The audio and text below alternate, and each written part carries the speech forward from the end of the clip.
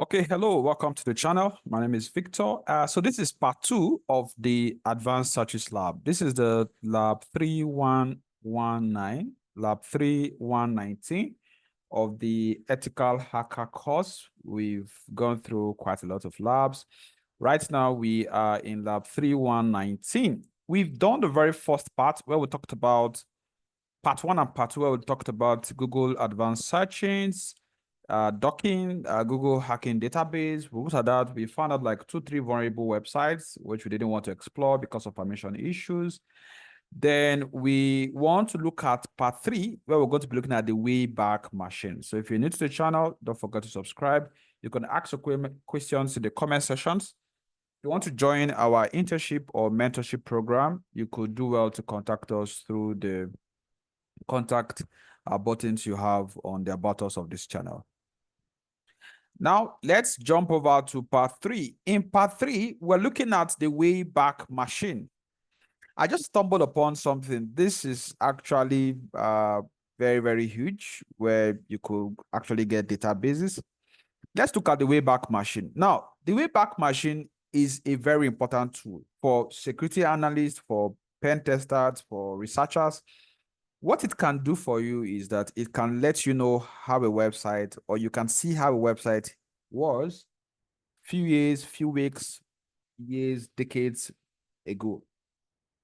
All you just need to do is to open this up, and intelligence gathering, information gathering, it's a very handy tool. You could just go to the website and type any URL.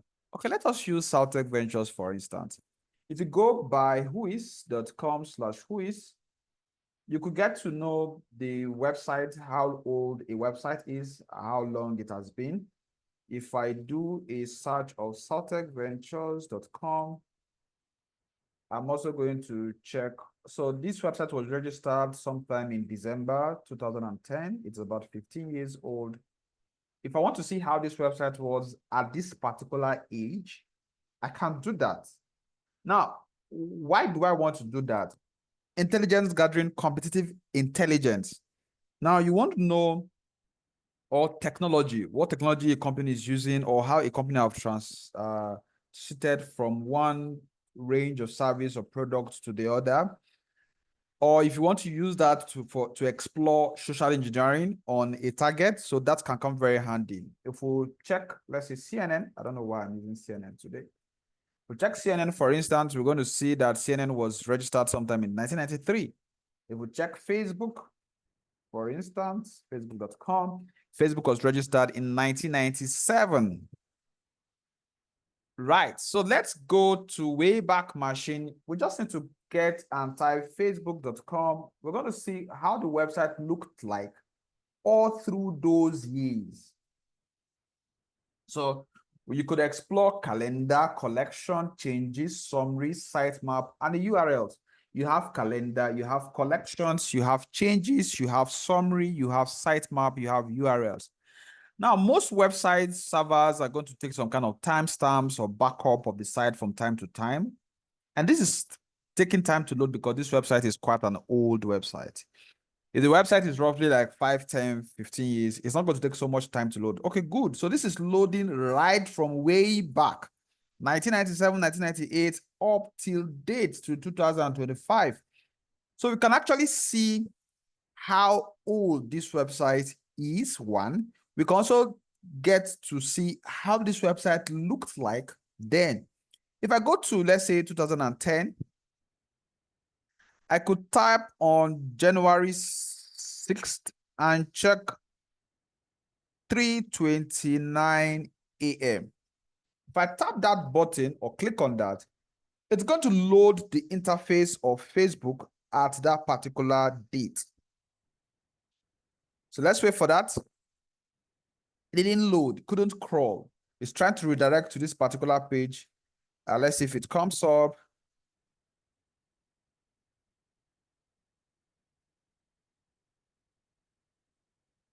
Take it some time.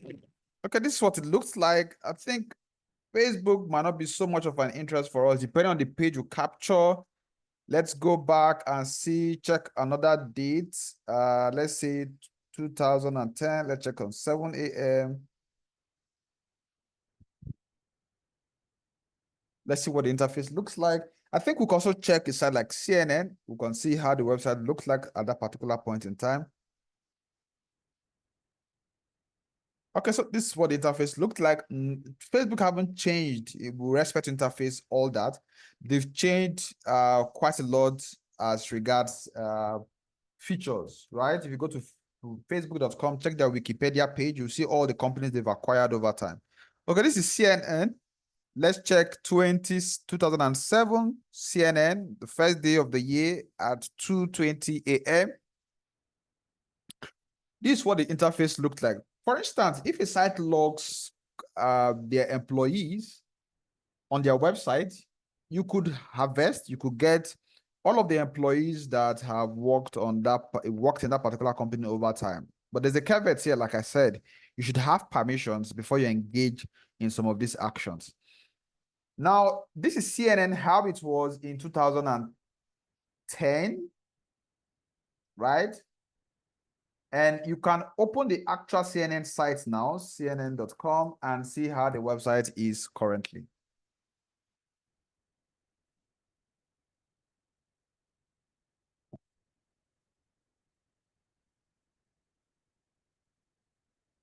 Okay, it's still loading. So you definitely going to be able to see the difference. For instance, if you want to check those news, if you want to see what was happening there, okay, this is it, 2007. Right? You could see this guy, Anderson Cooper. So you could see quite a lot that have been happening all through that period. You could get intelligence in terms of, especially if it's a company, you could get intelligence with respect to the technology they're using, to like staff, to like their products, to like their services. And that can help you carve out social engineering attacks, or it can help you carve out or grab intelligence. Okay, so you can also click on calendar, like I said. You could click on collection, you could click on changes that have been made. Because some sites, for instance, they can keep some things same and can change some things. So you'll be able to track that using that particular tab. You can also have the summary tab, and of course the map tab, and of course also the URL tab. So that's all for this particular lab. Now, why is passive reconnaissance so important and for effective hacking and precision testing? Normally, you have 5 stages of every hack. You have reconnaissance and footprinting, scanning, gaining access, and maintaining access, which is the heart of pen testing. But you can't do that without gathering quite a lot of information about the target so that you can identify vulnerabilities that you're not going to exploit. Okay, thank you very much. That's about the Wayback Machine, an awesome tool for reconnaissance, intelligence gathering, and OSINT. See you next in the next lab. The next lab, we're going to be working on enumeration with Nmap. We're going to be running this on the Kali Linux environment, and we're going to be looking at a 10.6.6 DMZ network, demilitarized zone network.